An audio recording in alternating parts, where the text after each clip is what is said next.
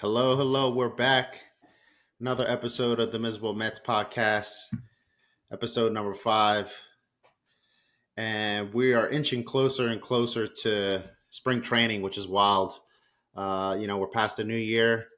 We're at least a full almost 2 weeks into the new year. Before you know it, we'll be in Port St. Lucie and we'll be working with the team that Stearns is able to put together. So it's me, Miz and Damian.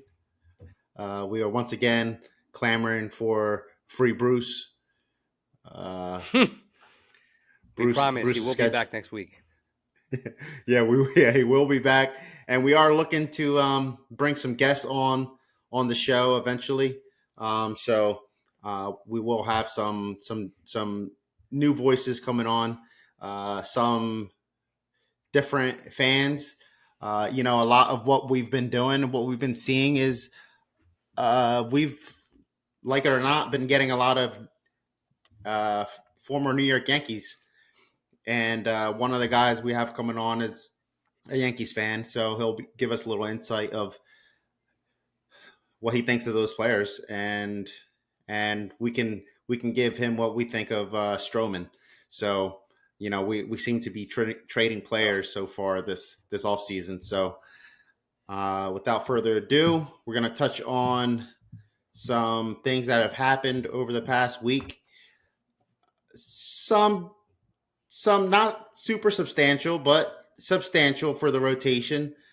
The first one, obviously, Sean Manaea signing for 2 years, $28 million, with the player opt out after the first year.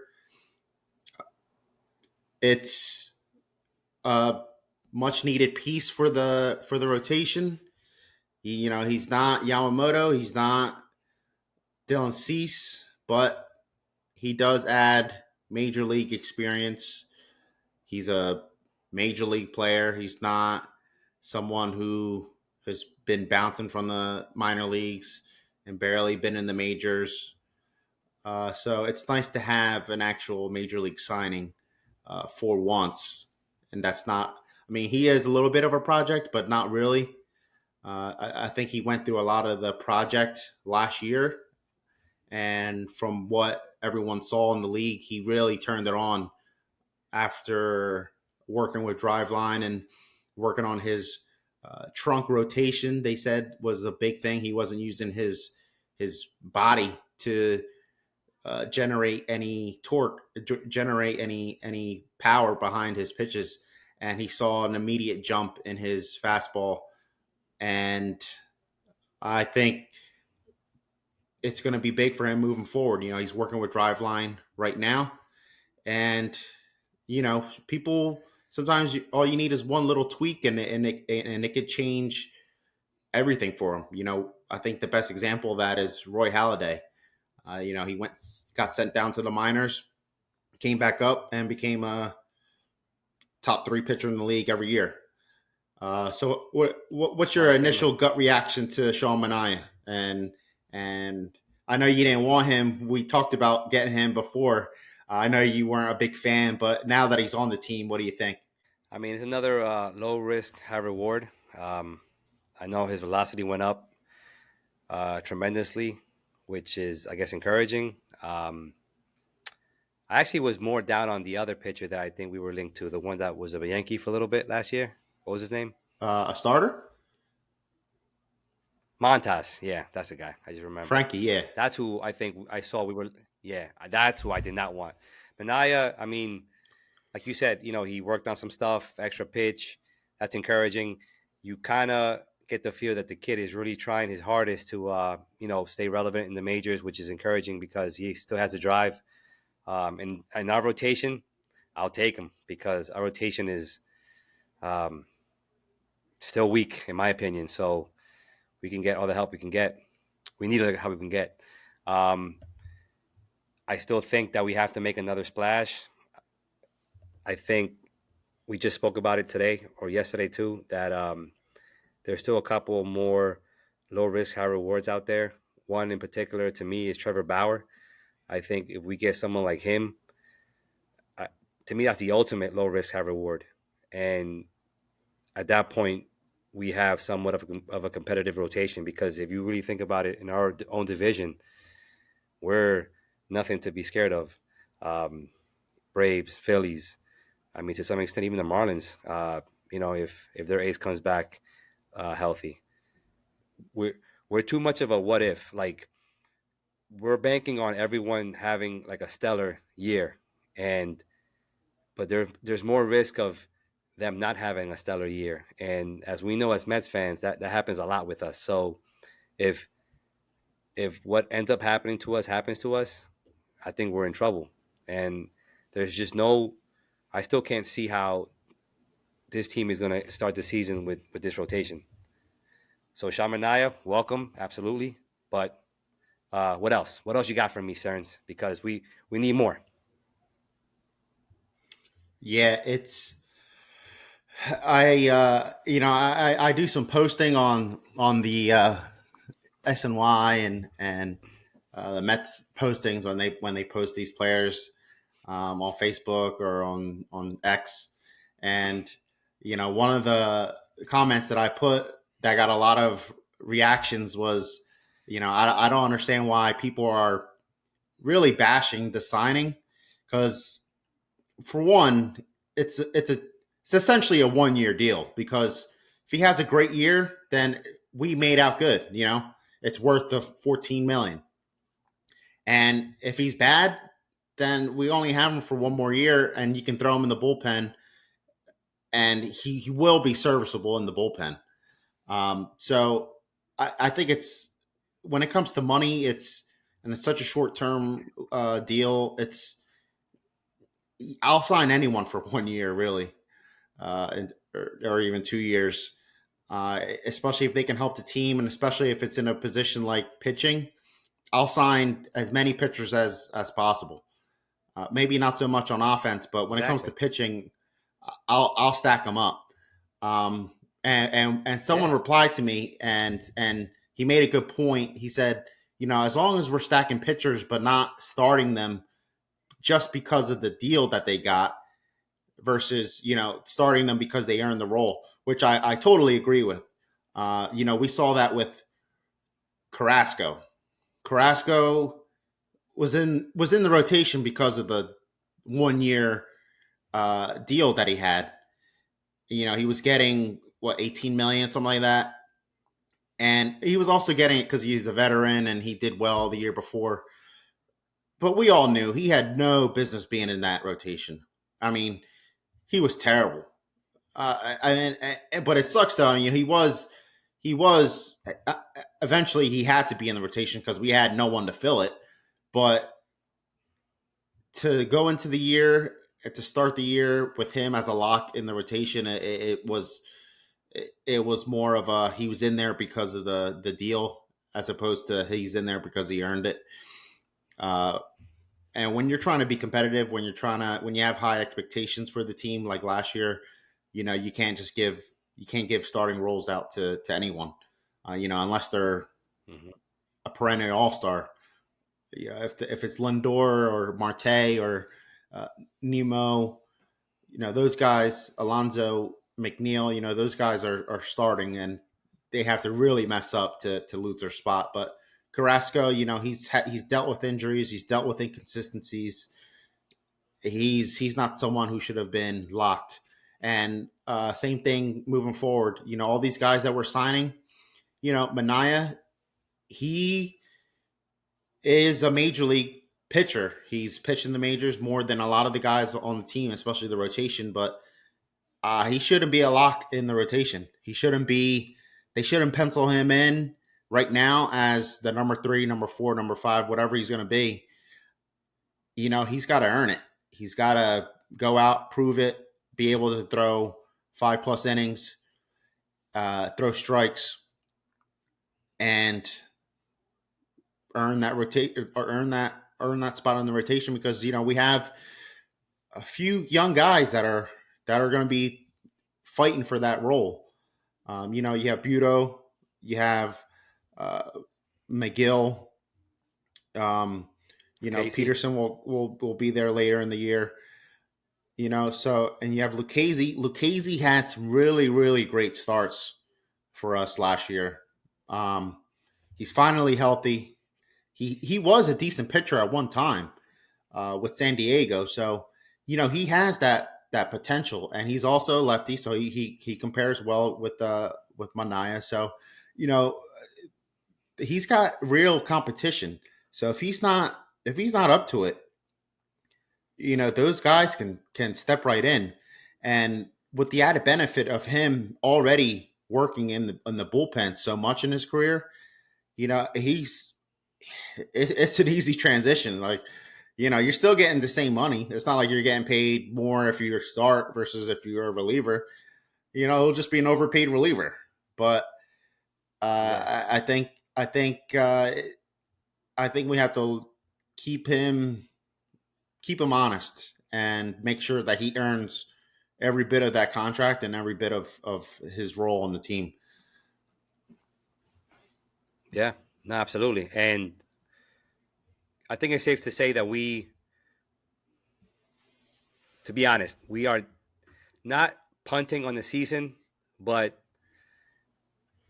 I think we want to somewhat still put butts in seats. So we're in the market of what you said, maybe 1 or 2 year deals. And again, bringing up Bauer, bringing up, a DH that you're starting to see the market for DHs are probably going to be 1 or 2 year deals. So that whole article of that got us, in particular me, very, very angry about us having to only have $10 million to use. To me, it looks like it's going to be all smoke because now allegedly we're tied in with Soler. So um, we're like those 1 year deals are right up our alley because next year it looks like they want to just kind of reset because we owe so much in tax, and which makes sense. I get it. I totally get it. Why would you, keep going further in the red? But you still have to put out a competitive product. You still have to put butts in seats. And there is no excuse. There is no excuse anymore about having, a big market team and not putting the money on the field. I don't think that's the case at all.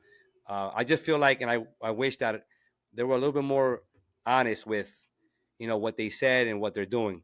Because you could still be transparent and say, listen, next year we tried the route of throwing money at players. It didn't work. We pivoted. We have to somewhat reset. We're still going to be competitive, absolutely, because we're a team in New York, but don't expect these big deals. And you're starting to finally see that that show face. We definitely need another arm, like we said, but also a bat, man. We need a bat so bad. Me and you and Bruce, we looked at our lineup yesterday, and 1 through 4, because 1 through 5, you're going to have an injury most likely with Marte, to be honest. But 1 through 4, after that, our lineup is awful. And I say awful not because of just the names, but because of just the risk we have of just that's the end of our lineup where all the young kids are at. And if you bank on these kids all playing decent and all, just giving you, a solid year, knowing that they're that young, I think you're not putting yourself in a good spot to, to be successful and win. So just having one extra bat to break that up, to be in the middle of that, to give you that extra, depth, is like, to me, is not as important as pitching, because to me pitching is the most important. But I mean, geez, if you're telling me that a rival team has to just deal with our first 4 batters, and then they know if they get through the first 4, maybe 5 batters, they're coasting. I mean, you might as well just fold up and leave, man. So the DH has to be, I think, as important as them looking at another arm. It has to. And the fact that you have these DHs out there that are going to just take 1 or 2 year deals, why not? Like, you're not asking to break the bank. You're not asking to extend them past next year, because even if you give a 2 year deal, you're still going to be good for 2025. You're not going to be strapped up for extra money. So, the Solers, the JDs, the Justins, why not? Bring them in. Teoscar got a 1 year deal. I mean, and on top of that, he got a 1 year deal like deferred. So again, the Dodgers playing, chess while we're playing checkers. It you can't sell me that Martino $10 million article. You called it right away. You knew that was bullcrap, and I was emotional when I first read that. I said, "What? There's no way, no way. We have actually a set amount. Like he's literally putting out a figure out there that we're going to spend, and that's it, a cap, if you will. What do you think? Yeah, I mean, I called BS right away. I was like, for one, Steve Cohen and Stearns would never ever say, "Oh yeah, we're only looking to spend 10 more million." Uh, of course, they would never say that, and it was confirmed when with Stearns's when he went on the show with Joel Sherman and John Heyman. He said, if an opportunity presents itself, we're going to explore it. He said they don't have a set a set budget. I think the quote uh, that Stearns said, he said Steve is always open to baseball initiatives and investments, talking about all sorts of things that all he's always talking about all sorts of things all the time. So he's not worried about payroll constraints. So to say there's 10 million left, I knew right away it's total crap. He's just looking for clicks. He's looking for reactions because he knows how to get under our skin, and it works. He gets so much feedback on his It got stuff. under my skin. Yeah, I mean, he gets so much feedback on his stuff, and I mean, that's the game. That's the game that he's in. It's all about reactions and chatter on the internet. So he got it. And but yeah, like you were saying about you know being able to put a team out there that the fans feel comfortable with, at least going to the games, committing, spending money to see this team play. The thing about this market is so many players are signing 1-2 year deals. We just saw Stroman sign for 2 years, and he's young. He in a normal market he would at least get 3-4 years. I mean, he did get a third year with a vesting option, but he has to earn that. So it's frustrating when you see all these players that would fit in perfectly for our team not getting signed. Brett Suter just signed with the Cincinnati Reds. The Cincinnati Reds are making some good moves. Great lefty. He had a sub 4 ERA pitching in Colorado. So I feel like anywhere else he'd be low 3 ERA, maybe upper twos. Yeah, So hitter's paradise. Yeah. So it's moves like that, people that we're connected to and that we don't end up landing. That really bothers me. I think he signed for like 1 year, 2.5 million. That's nothing. That's I mean, and that would fill such a big hole on this roster, on a especially in a bullpen that we have so many horrible options and question marks. A lot of people with good stuff, but have never been able to put it together. Why don't we add a couple guys that have put it together at least for a season or two? Yeah. Which is Bring back it's just Loop. so frustrating to see. Who'd you want to bring back? Sorry, I got a delay there. Loop. Why not? Yeah. He's out there again. Yeah. I mean, He there's a lot of people out there. another 1 year, 2 year deal. Yeah. Everyone's getting 1 year deals. How many relievers have gotten more than a 1 year deal? The last 3 signings have been 1 year deals. Straight up. So I mean, it's like right up our alley. Like if you're not trying to commit to next year or and beyond, the market is literally dictating that. So I don't understand. That's what has me frustrated. Is you have what you want, no long term commitment. It's right in front of you, both pitching and hitting. I think I don't know if Stearns is as advertised over analyzing, but it is getting frustrating, man, because now you're starting to see. It'd be one thing if we're missing out on people because they're going to different teams with with more years than what we want to give up. But that ain't the case. Everyone's leaving or signing somewhere else with the parameters we want. You know? yeah. And we just saw today Jordan Hicks signed for 4 years, 44 million. Jordan Hicks was considered top. Was he was top 4 relievers available this offseason. Josh Hader is number 1, and then everyone else is way below him. Uh, and he signed as a starter, 4 years, 44 million. Starter.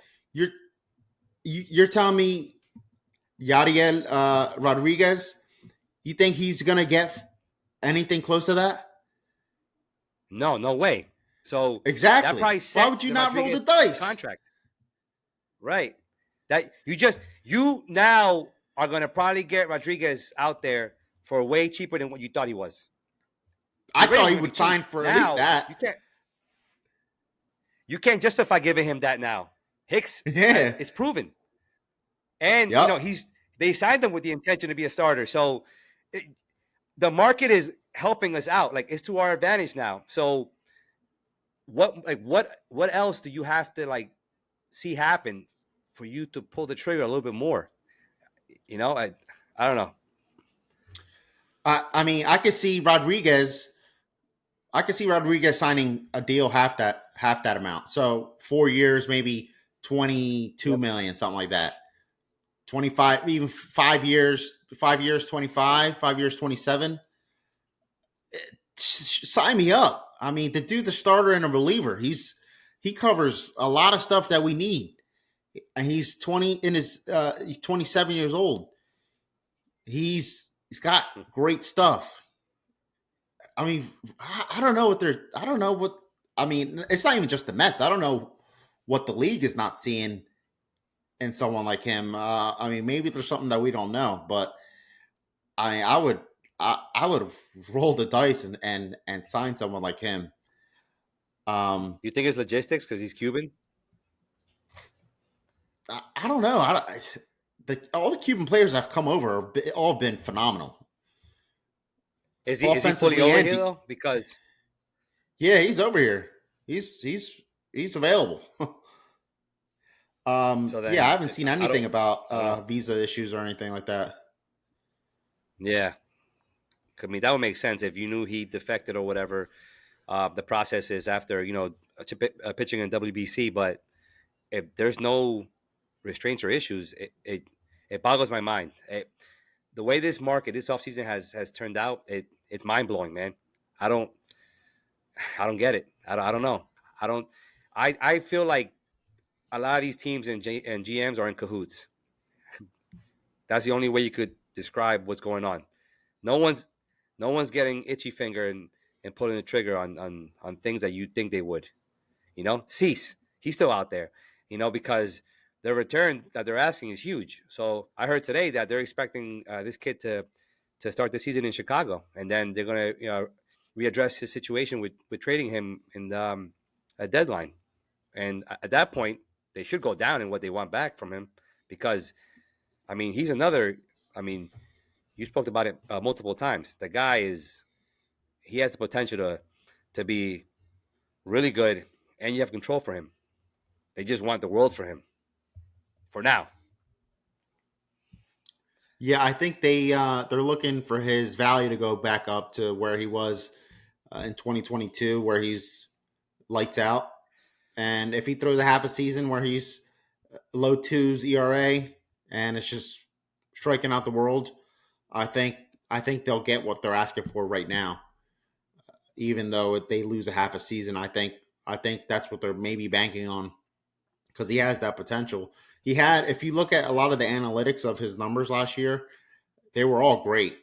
He just got kind of unlucky a lot, which is what drove his ERA up. But um, I mean, it's crazy to see the moves that we are making, because we have been making moves. There's teams out there that haven't been doing anything. We saw the Cubs; they didn't do anything until recently, where they signed Shota. Um, but we have been making a lot of moves. We picked up Max Kranick. He's a reliever, someone who just came back from injury last year, at the end of last year. So he's kind of unproven, but he's a reliever. So as long as he's healthy, he should be good to go. Danny Young, we picked up another guy who had a short season because of injury. He had a decent stint with the Braves last year. I think he only pitched like 14 innings or something.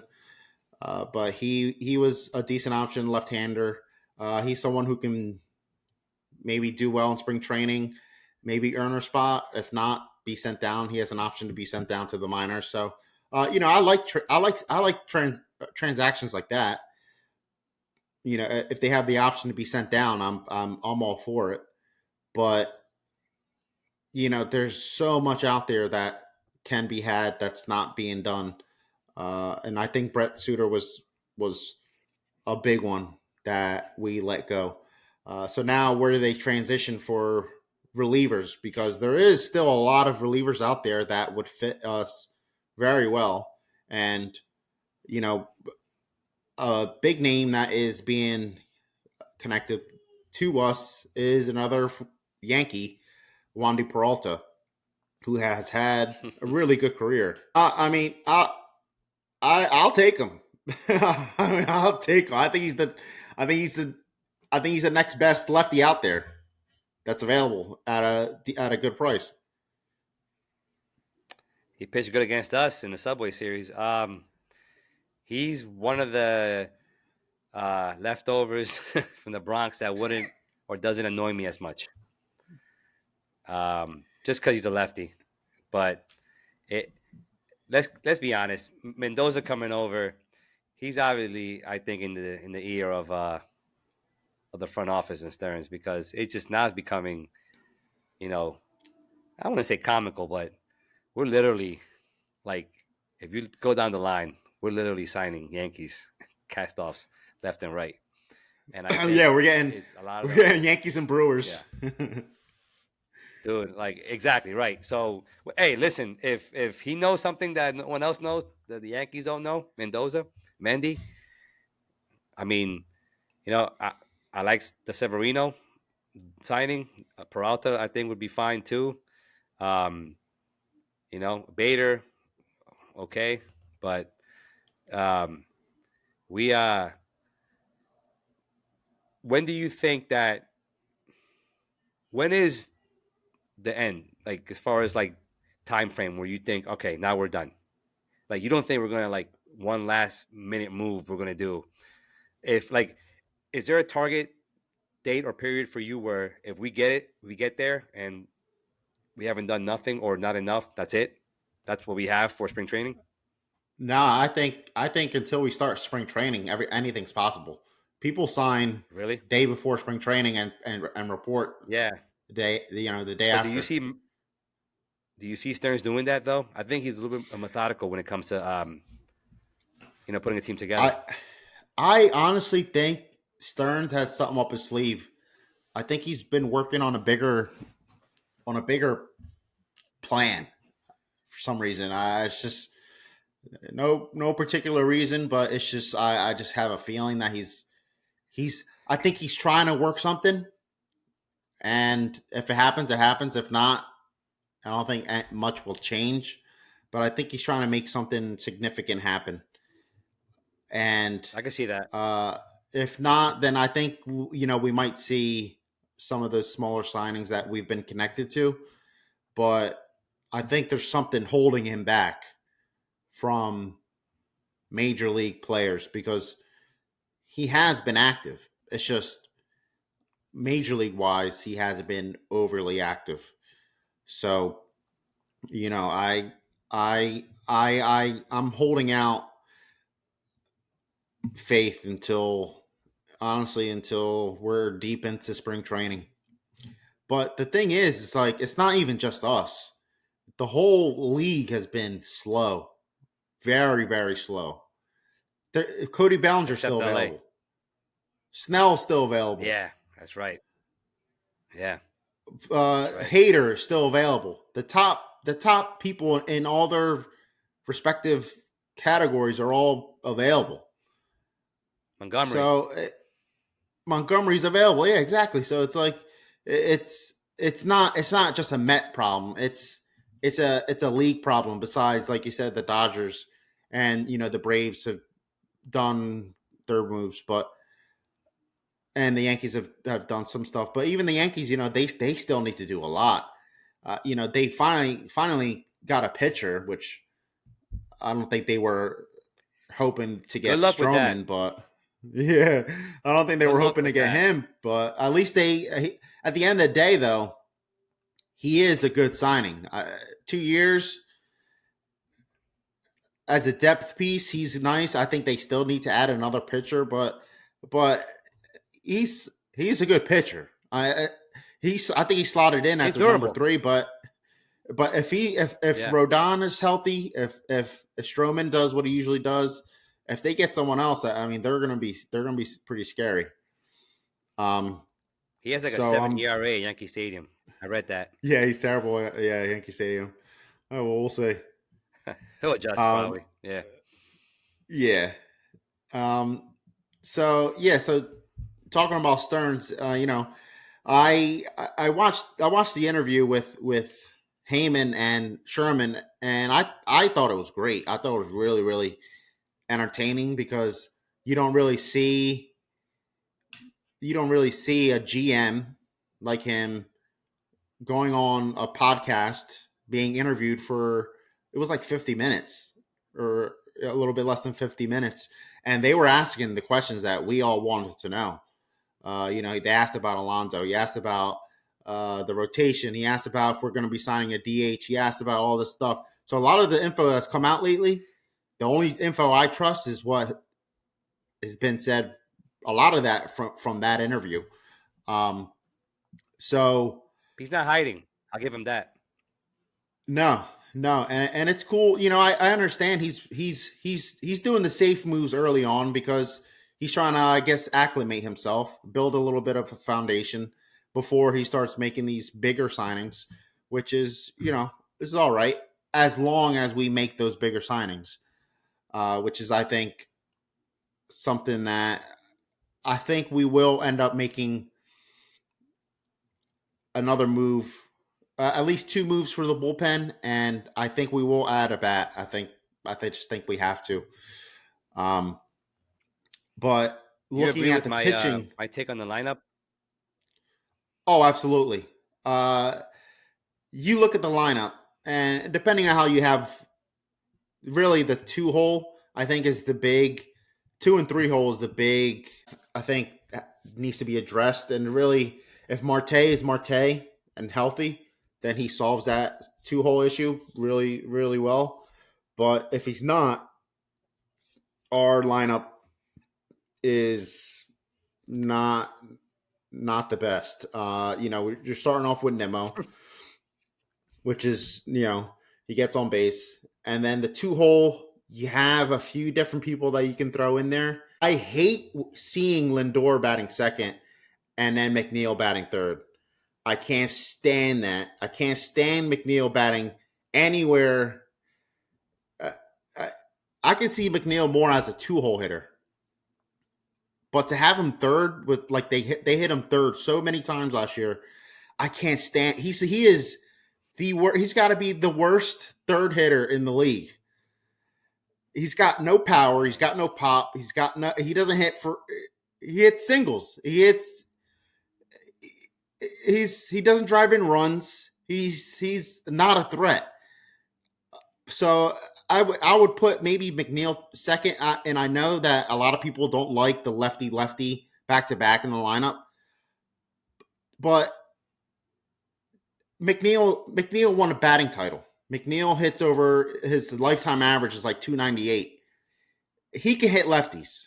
He should be able to hit lefties, and I think if it improves the lineup to lengthen the lineup, I think he should be batting not third, but batting second or batting sixth. And then third spot you have Lindor. Fourth spot you have Alonso. Fifth spot should be someone that we sign, but if it's Right. not, the fifth spot goes to maybe Marte if he's not batting second, and then That's it. 6, 7, 8, And that's 9. it. I have high hopes for Alvarez. I do think he's going to have a great Okay. year. Um, I mean, the dude raked last year in a short stint. His on base wasn't great, but he He is putting he that work in has the offseason. yeah. I mean, I think he's only going to get better with on Yeah. base. Um, I think he'll be a threat. I think he'll be a good. I think he'll be a good six hitter. Ideally, he'd be a great seventh hitter because I think McNeil would slot in perfectly in the six hole. If Marte can play like he can, I think McNeil batting six behind whoever we pick up for the fifth spot for the DH. And then if you have Alvarez hitting seventh, I like Alvarez hitting seventh. And then you got Beatty or Vientos batting eighth at third. And then you got Bader hitting ninth. If Bader can hit 250, get on base at a 310, 325 clip, sign me up. I'm all for it. But you Yeah. look at that lineup and you're like, one injury, it all falls apart. You take one person out of that lineup, Exactly. you take Lindor out, we crumble. You take not even Lindor, you take Bader out, the lineup crumbles because then you got what DJ Stewart starting, you got Tyrone Taylor starting, you got whoever. Wendell. Yeah, you got you take out McNeil, or you take out Vientos or Beatty if they're doing terrible. You got Wendell in there every day. No thanks. I think he was a great Jeez. signing, but Yeah. I don't want them penciled in the lineup every day. So the lineup And is someone's gonna thin. get hurt. You know that. Yeah, the lineup's thin, and you're banking on people having their best seasons, which is what happened in 2022. Everyone had their best seasons, and that's why our record was so good. Everyone, you had Alonso had a great year, Lindor had a great year, McNeil had a great year, Marte had a great year, Nemo had a great year. All these guys, Diaz was unhittable. A lot of the starters did really well. Everything kind of fell into place for them to overachieve, and that's what I think they're banking on now. Because if you compare the Too lineup, much. it's when you compare the lineup, our lineup this year is better than that lineup of 2022.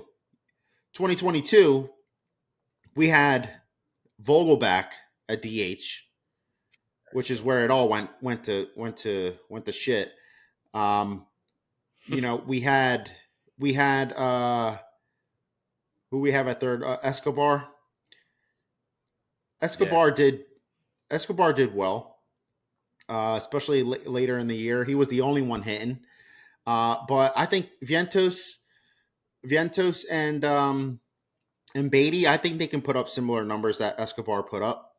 But the thing about Escobar though, he turned it on when you needed it in September Right. when no one else was hitting. Um, Yeah. so and then Lindor's still there, McNeil's still there, Alonso's still there. I think catching we're in a better position. Marte We have is McCann, right? yeah, yeah, and Nito. So I think we're in a better place catching wise. And Marte, it's like we lost Marte because if we don't have that version that we had in 22, then that's huge. Nemo, I think we'll have a similar player. So it's like if you look around the diamond, it's that a lot of it is capable of performing at a 90 plus win level, but you're banking on everyone having that same season again. I don't think it's fair to expect that out Feasible. of everyone. Feasible. Yeah, Yeah. No, but it's not just the hitting, man. It's also the pitching. There's too many banking. We're banking on this. We're banking on that. Um, in any sport, when you get in the business of doing that, it doesn't end well. And if we're done, like with what we have right now, I think we're done by, we said it, by my birthday, by our birthday. I mean, it was just sad, but it's true. Think about it, like one injury away, both, either pitching or in lineup. That's it. You're going to have to, I mean, and then, we're going to tax our bullpen early in the season already. So even if we do have a decent bullpen, let's say for whatever reason, by summer, by the dog days of summer, they're going to be so tired. I mean, what you're that's why when you think about it, like I don't really think there's no way we could be done. No way. You just Yeah, he's too. I think he's too smart for that. Stearns. He's too smart. He's like no. But I do think, and we talked about it the other day, me and you and Bruce. I do feel like he is showing facets of himself, Stearns, of how he was not just in Milwaukee, but also when he started, early days in Houston. I do feel like that Bader move, the early promotion of Gilbert in the minors to AAA. I do feel like he wants, like in Houston, he wants the young kids to put their time in and to he's going to call you up. If you're killing it, he's going to call you up. And don't be surprised if Gilbert, for example, gets called up. If I mean last year he hit like 330 in Double A, and he got promoted to Triple A. So if he kills it, I'm for it. Why not? The guy is our number 2 prospect for a reason. So I do feel like he does have that also in the back of his head, Stearns. Where if we get to that type of season where we're selling off, you're gonna start seeing names being called up. Gilbert, maybe even Acuna. I mean, if we get that low, in the season, at that point, whatever. yeah, yeah. Looking at like you were saying earlier about the bullpen getting taxed. I that is I think the biggest thing is the rotation because the guys that we have they're not innings eaters by any means. You have Quintana didn't pitch half a season last year. Senga is not used to pitching over 180 innings in a season. Severino, if we can get over 100 innings, I'll be very happy out of him. Manaea, he's been working a lot as a reliever. So, you know, if he's able to be a starter for a whole season is not really an effective starter for a whole season is not a guarantee. And Hauser, I think, is probably the most reliable in terms of he'll be consistent throughout an entire year, which is sad to say. But That's sad. That's so sad. Oh my god. so Oh, if you're what's his going to first your name? I didn't even know his bullpen, first name. Adrian Adrian Hauser. Adrian Okay, Hauser. my But nephew's name. we saw it last year when you're going to the bullpen in the fifth inning, sixth inning every game. It doesn't matter how good the bullpen is. Eventually it's going to burn down. And we saw it last year. Right. Even though we didn't have Diaz, we still had a decent few pieces, and they burned quickly. They fizzled out right away. And it's any bullpen that'll happen with any bullpen. And I mean, we saw it in 2022. How many times did they have to go to Diaz back to Buck back loved nights? that. Back to back Buck nights. loved He, that he would five have to out go save. 2 innings. He would have to go 2 innings. It was Hmm. like he was the only guy they could rely on. So, Yeah. yeah, I think picking up a guy who can throw 6+ innings, not every start, but man, at least average 6 innings a start would be great for someone. That's why I don't want Um, Snell. You know, no way, yeah, no way. I don't think anyone wants Snell. Not for he what wants he 200 wants. million supposedly. It's the No, weirdest thing he's ever. It's crazy. like the dude has 2 Cy Youngs, just came off a crazy good year, but it's like people are still not sold on him. No, And you would think, he. If you look at his career, he's had his best years like on walk years. Like I think in Tampa, he was coming up on his 5th year or something, and that's when he won his first Cy Young with the Grom, and then last year walk year. So I think when he gets comfortable, like when he gets his bag, forget it. He's gonna end up showing his true colors. He's gonna give you 5 solid innings, and then boom. And the dude doesn't do good with runners on, so I'm good with that. I don't want that. hmm yeah, he Yeah, and I think most of the league feels the same way about him. um, Yeah, absolutely. Yeah. but one thing that I took away from the interview with Stearns and Heyman and Sherman, they asked him straight up about Pete and what his plan is, and he doesn't really have a plan that he's willing to commit to right now. He's not saying, we're in contract discussions. He's not saying any of that. He's saying, you know, we're we're we're he says we're pretty confident he'll be our opening day starter. So I think I take someone like Stearns, and I think he every word he says, there's a reason for every single thing that he says. So when he says I'm pretty confident he'll be our opening day starter, I take that as that's not 100%. He didn't say Pete Alonso, we're going into the year Pete Alonso is our first baseman. He didn't say it. He said I'm pretty confident he'll be our opening day starter. So he didn't fully commit. And then they asked him about, if moving him at the deadline would be something that they would most likely do. And he's like, I'm not thinking about the deadline right now. It's so far away.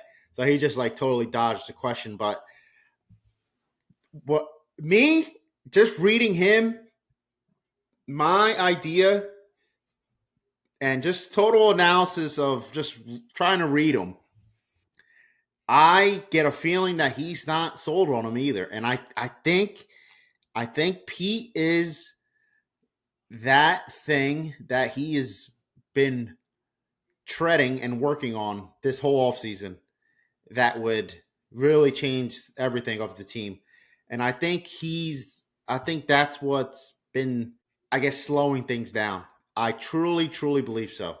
Every time he's been asked about him, he's never, he's always like, oh, Pete's a great player. He's means a lot to the franchise. He loves being here, but he's never like, he's not fully committing and looking to lock him up long term. The only people saying lock him up long term is fans and random former players. But when it comes to like the team itself, no one has said that they that's their goal. One of the hosts, well-known hosts up in New York, he has a very, very good insider source that actually he called two big deals this offseason. Um, and Otani was one, and I forgot what other deal he called. So this guy trusts him. He said that he knows someone that's in his camp or whatever, and Pete loves New York. That's his city. But there's rumblings around him that it might not be in Queens, and I could totally see that. And if that's the Mm-hmm. case, so let's say, because I've always said that that's open. And if you're going to trade him, you might as well do it now. Because if you're pretty much saying, hey, we're going to not commit to anyone in long term for 2 years, um, if I get the feeling that, and I don't mind it, us being ran like the Astros, because they obviously are the last dynasty that we have. And we have now all these kids coming up. What what would a deal, realistically, what would a deal consist of if you trade Pete right now? Um, I think it starts with a starting pitcher, whether it's a major league pitcher or almost major league ready pitcher. Like it would have to be like a AAA prospect ready to make his way in the league like this year or at the latest next year.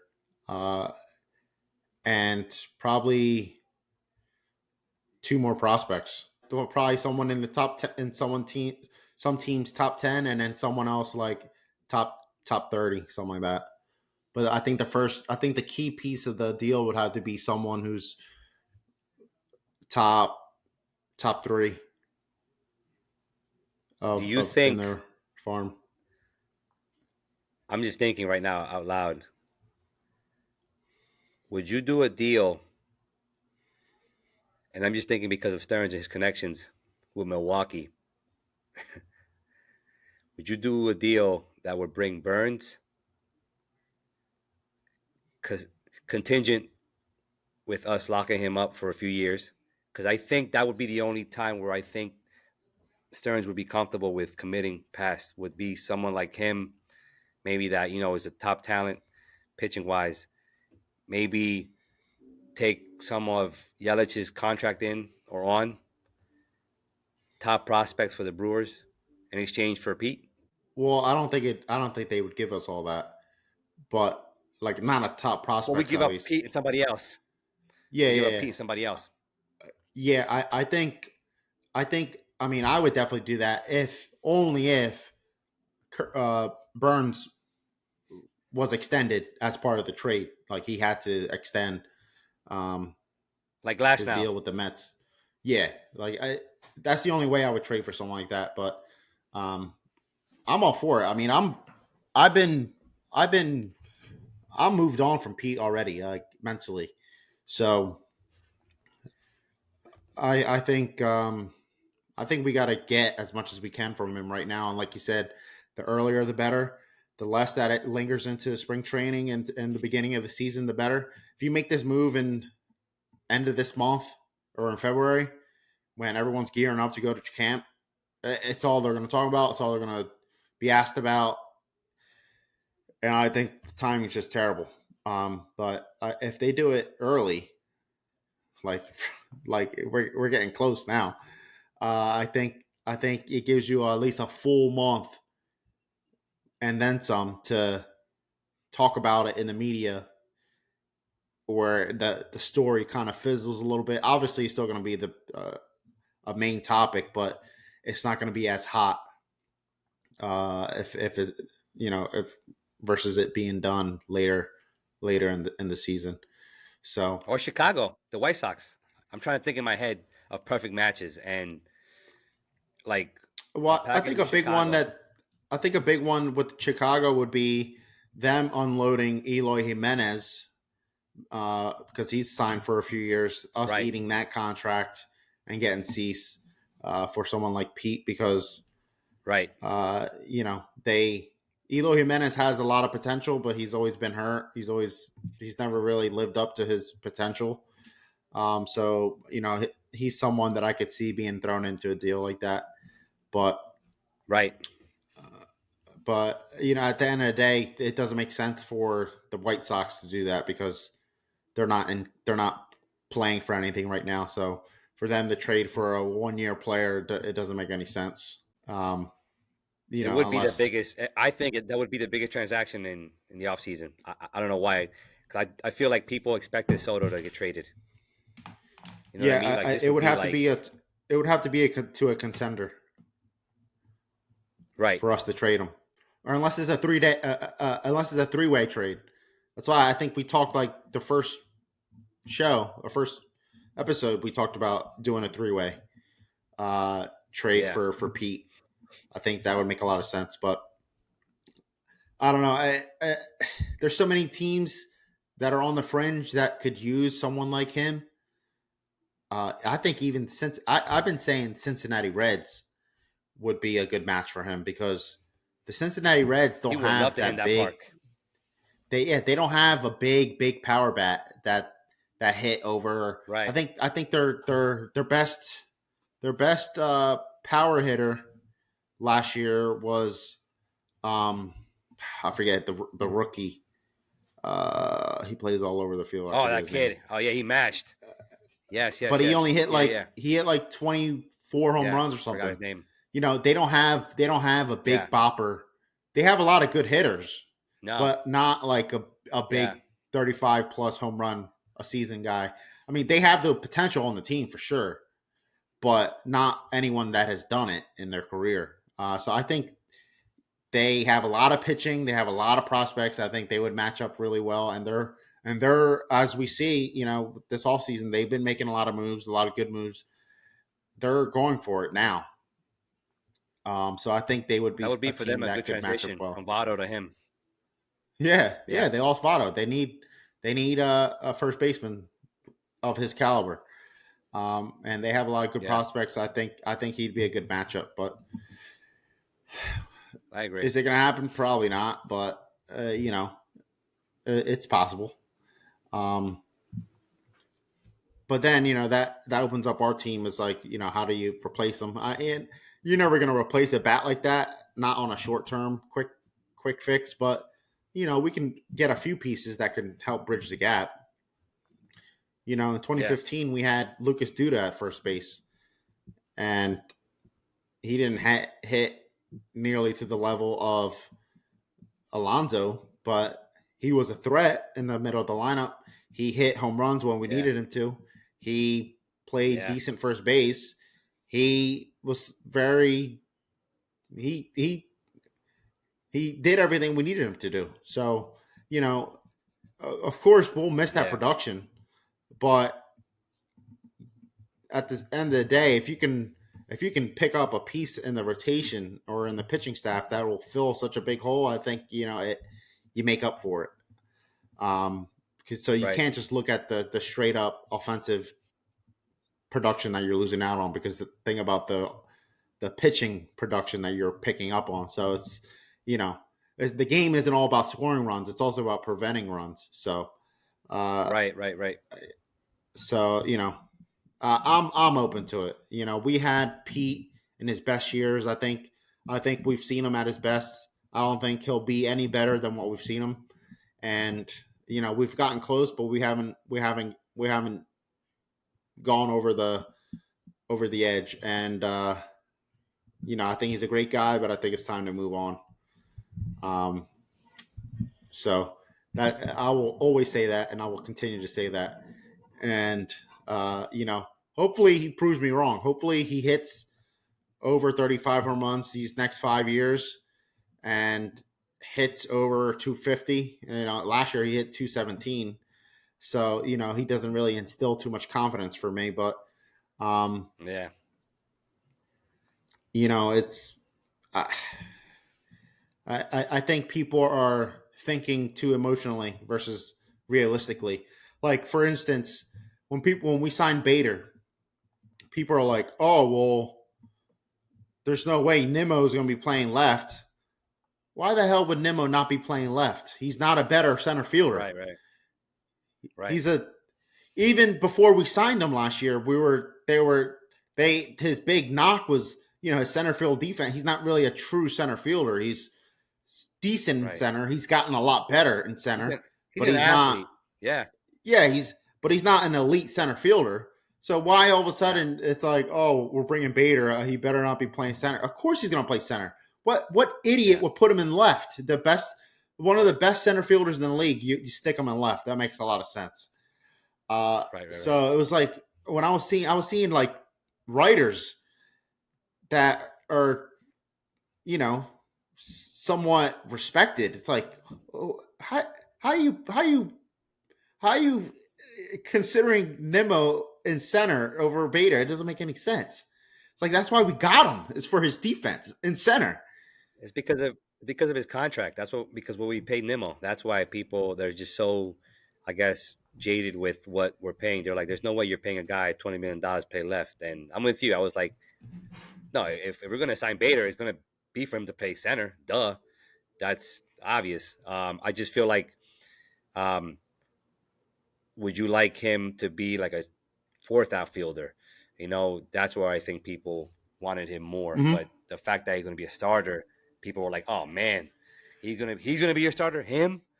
But hey, Well, I agree. like you know, But until we have that third outfielder that can replace him right? and move him to the fourth outfield spot, remains to be seen. But until then, he's our Yeah, third best option, and yeah, he's our first best option in center field. So yeah. that's the way it Is what it rolls. is. And Deal with Brandon it. Nimmo did not get signed for 8 years because of his center field defense and his forecast Right. of center field Yeah, defense for the future. yeah, He didn't get signed for that. He got signed because he was a serviceable center fielder, and they would stick him in center if we didn't have anyone else. but they signed Yeah. him because of his offensive prowess, getting on base. Yeah. Pretty just solid overall offensive player, and being able to play different positions in the outfield.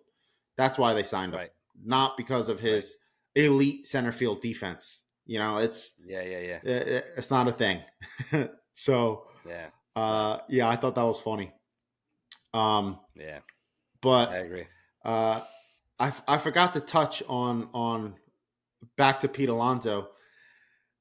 Pete Alonso, I hate the comparison that people have been giving of Pete Alonso, comparing him to Aaron Judge and to Brandon Nimmo. Aaron Judge and Brandon Nimmo. Well, the Yankees were competing for the playoffs, and they were in to win that season. Of course, they waited for the end of the year to re-sign him. It's like it didn't behoove them to sign him to an extension Yeah. early on, because I mean, did they think he was going to have a record-breaking season? Probably not. He ended up winning that gamble, but at the Yeah. same Big time. time, he's someone who gets hurt a lot. So they figured, all right, well, if he gets hurt, then we can get a discount. And they rolled the dice, and he ended up, setting records. Uh, so that's why they didn't extend him before the season and waited for the end of the season to resign him, because they knew at the end of the day, Right. if they wanted him, they're gonna resign him. So totally different Mm-hmm. situation than what we're in. Pete Pete is not someone who gets hurt often, so I don't think they're really rolling the dice on that. Uh, and also offensively, he's going to give you probably this year over 35 home runs, something similar to what he's always done.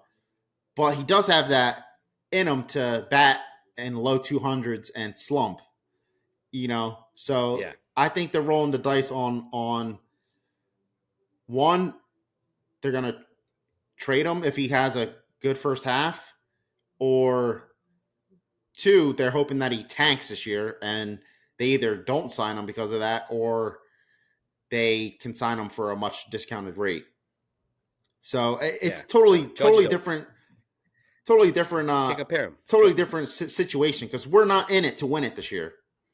No, not a. And you can't compare. Judge is a 300 hitter, man. He is an MVP. He is one of the best players in baseball. He's a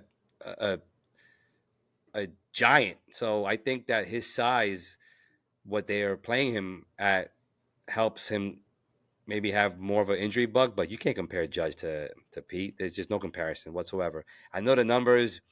You could say, oh well, Pete has hit more home runs than anybody else since he came into the league. Okay, I'll give Pete that, but you still can't. When with a game on the line, there are so many players in the league that I want at bat. Judge arguably is tops up there. You can never say that about Pete. So no, Judge, yeah. So no, no comparison. yeah, and we saw it with Judge. When he's on, he carries the whole freaking team Exactly. for weeks at a time. Yep. But when we needed Pete to do it, and I always go Nope. back to 2022 and September, and that series, not even just the series against the Braves, but all of September, when we just tanked Yep. against horrible teams. Where was Pete at? Exactly. Not doing You're right. anything. Yeah. So all those numbers doesn't mean anything if you can't do it when it matters. So, True. that I think that really left a sour taste in my mouth for Pete. Um, That was it for you, huh? So yeah, a lot of it, and I also I can't stand the people who clamor for him so much, for like the people who are like you know relentless with the like, extend Pete crap it just drives me nuts. It's like I think those people are more about the past and how the Mets they have a history of doing that, of letting their own leave and then seeing them excel in other teams. So I think that we become like very nostalgic with that, and we don't want that to happen again. But I mean, I'm with you. it's a whole different game now with the way things work and how deals are made, and it's about what have you done for me lately. And I get it. He has production still to this day, but um, you're not far fetched when you said in the first episode that he gives you, Ryan Howard vibes, and you've seen him peak already. So if you think that's the case, why would you give him a massive, massive contract and then now have to eat all the back end years? It just makes no sense. And I think that would be more of an Epler move if we, but with Stearns, I do not see that ever happening. No, no way. Nope. Yeah, we've seen the best of him. Would I sign him to a 3-year deal? Yeah, I'd sign him to a 3-year deal. Nothing more than that. But why would he sign a 3-year deal? I don't, especially if he puts up Yeah. 40 plus home runs this year. Why would he sign a 3-year deal? He's not. Right. Right. Right. So, Yeah. I mean, and I don't think after getting burned these past couple of years, I don't think the Mets are going to be doing those short term mega deals like they did for Scherzer and No. mainly for Scherzer the Right. 3-year deal. So Yeah. I don't think they're going to be doing that for someone like No, they him. learned their lesson. If Right. he hit 300 and got on base at a better rate, Right. I think maybe they would. I think they would definitely extend him, but I think he's just too up and down with Yeah. his consistency because he puts numbers up in bunches, but it's like when it doesn't matter a lot of times. It's like we're blowing a team out. Okay, home run, 3-run home run. He does have those clutch moments Or we're getting sometimes. blown out. Yeah, Right. or he does have those clutch moments sometimes. He had some walk off home run and stuff, but that's in like May, so it's like Yeah. it's not. It doesn't weigh as much then. Yeah. When we're the best team in baseball in April and May, and Yep. then just you know nosedive. Um. Yeah, man. So yeah. So I'm. I mean, I feel like we've been saying the same thing every week, but I'm interested to see where things moving forward. Um, there's still a lot of names out there that we can mess with that could We can really change the use. We can team. use. Yeah. You mentioned earlier Trevor Bauer. Whether you like the guy or Do not, it. the Do way it. I look at it is, and not that it's right, because it's not right, but there's been people in the league that have been proven guilty of domestic violence that people don't even think about anymore of any of the domestic violence crap that they did. And not that that's right, but if you've rooted for a lot of these players, and it's such a long list that I can't even begin to start, but so many big players that have been suspended for domestic violence over the years. If you've rooted for them, then to talk all this crap about Bauer, which is his situation wasn't even domestic violence; it was just some freaky sex that really just went weird. Um, I think you're just a It was hypocrite extortion, if you can. wasn't it? Yeah, I think you're just a hypocrite if you can root for one, but you draw the line there. It just doesn't make any sense. But even so, Right. I think it'll be a non-story after like a month. I mean, you got Michael Vick there, broadcasting on was he on Fox Sports or something? You know, Yeah. that guy did some crap. He did some of the worst stuff you could do with the running the dog ring. That dog Um, ring. Yeah. so you got people all over it. There's so many examples of people that have done so much worse.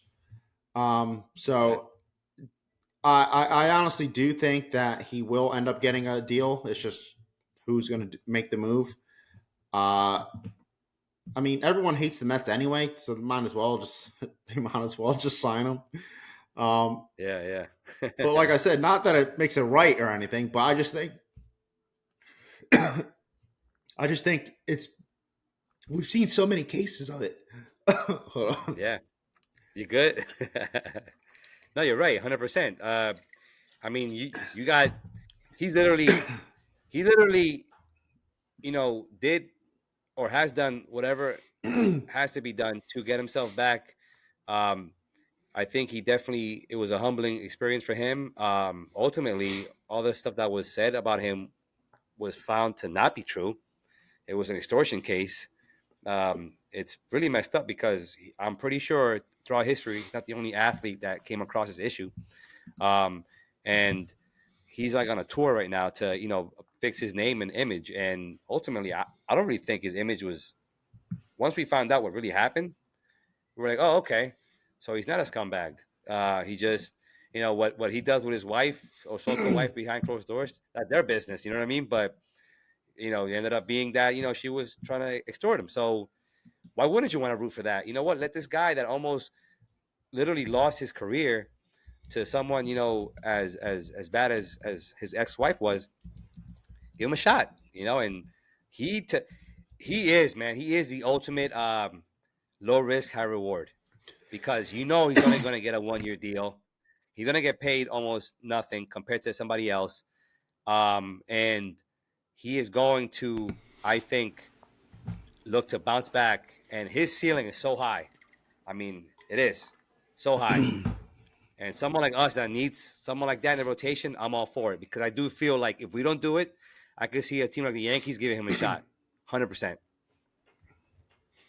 Yeah, I mean, I think he'd slot in perfectly as anywhere from 1 to 3, depending on the year that any of them are having. He has the stuff to be Right? a 1 to 3. Yeah, bring Because him I in. don't think Senga's a true ace and Quintana's not a 2. No, So I think he'd be a much needed addition. yeah, And then that rotation looks much different. 100%. Night And and then you day. got Severino, Manaea, and Hauser competing for 2 spots. Or we have a 6 man. Let's do it, man. I think It makes too much sense. it works. It works in so many ways. Yeah, he almost picked the Mets a few years Um, ago, so why not? yeah. So that would be a very very intriguing option that they have that's out there. I think people are just waiting for the to see what the consensus is around the league, and a lot of the polls and stuff that people are like, "Oh, would you sign him?" A lot of them are leaning more towards yeah versus no. Why? Yeah, why not? So, um, it'll be interesting to see how that plays out Yeah, because, I love a good comeback story. So let's do it. and then who else we got? I do got a feeling we're gonna probably ending up with Soler. That's what I think the overall consensus is. I think JD is leaning towards Arizona. Last I read, so I think Soler is gonna be the guy. He's younger, 2 year deal. Why not? Um, I think he would be an upgrade at the back end of our lineup. So, let's do it. And another bullpen piece. Maybe Loop, maybe Robertson. You know, give Diaz a bridge like we said before, and let's rock, man. I think if we do those 2 3 signings, it'll be a lot different outlook for us fans and in the season. And if we don't do those signings, um, you're not gonna have butts in seats. You're not gonna you're not going to, and I don't think owners want that. I don't think they want a dip in ticket sales like that, because at the end of the day it is a business. So, and our owner is about that business. So Yeah, yeah. I'm hoping. I'm hoping. Soler looks like we're gaining more traction, and of course, I'm so pessimistic when it comes to the rumors. Um, yeah, I think a lot of the deals that we get done are they just happen. Um, you hear the rumors like right before they happen, it and then we sign them. So Yeah. I think I think definitely two more arms in the pen. I think Wandy Peralta. I think Rodriguez would be a nice ad, or Robertson would be a good Love ad. him. Yeah. A lefty and a righty would be really really nice. And then adding that DH piece, Soler looked like would be a great option. 2 years or less. Sign me up. I wouldn't do anything more than 2 years. Um, and and a Hail Mary signing for the rotation would be great, or a trade. So a lot of things can still be done. There's still so much action out there to be had. So Yeah. I'm still I'm excited. I feel like action has kind of picked up a little bit within the past week. So I think we'll start seeing a lot more things happening, especially with the arbitrations that were most of them done yesterday. So Yeah.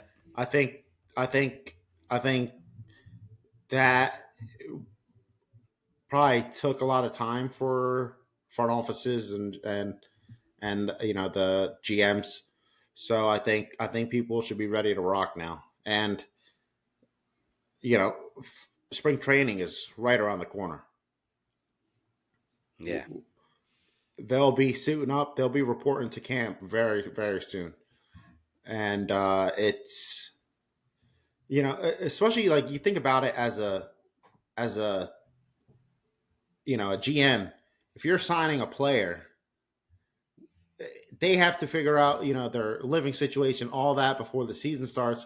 So if spring training starting soon, it's a lot to get done when you're at spring training. You're trying to make the team, you're trying to earn your position, you're trying to do all this stuff, and then you got to figure out your housing situation in a new city. I think it's a lot to get done. So I feel like we should be seeing some things happen soon. So that's what I'm hopeful for. I agree. You got anything else to add? That's it, brother. All I could say is it's not it's nice that we've been talking about Cease and potentially moving Beatty all this time, and we're starting to see articles coming out about that. So Yeah. it makes me think that we are on the right track of the BS crap that we make up. We're not just pulling stuff out of left field. I think I think we are. I think we're on the right track, like right correct mindset in terms of the way that Stearns and the team looks at things, because Yeah. the things just make sense. It's Um, frustrating at times, but you gotta let him cook. yeah, so He just we'll got see here. how it goes. Yeah, we'll see how it goes, and hopefully, we will be celebrating a new signing sooner than later, uh, so that we have more official things to talk about as opposed to speculation and Emotions. conspiracies. Yeah. Yeah, Conspiracy. Yeah. and crap talking Andy Martino. I know that guy. Oh man. All right, so that's it from us, the Miserable Mets. It's fifth episode. So next episode we'll be looking to maybe address.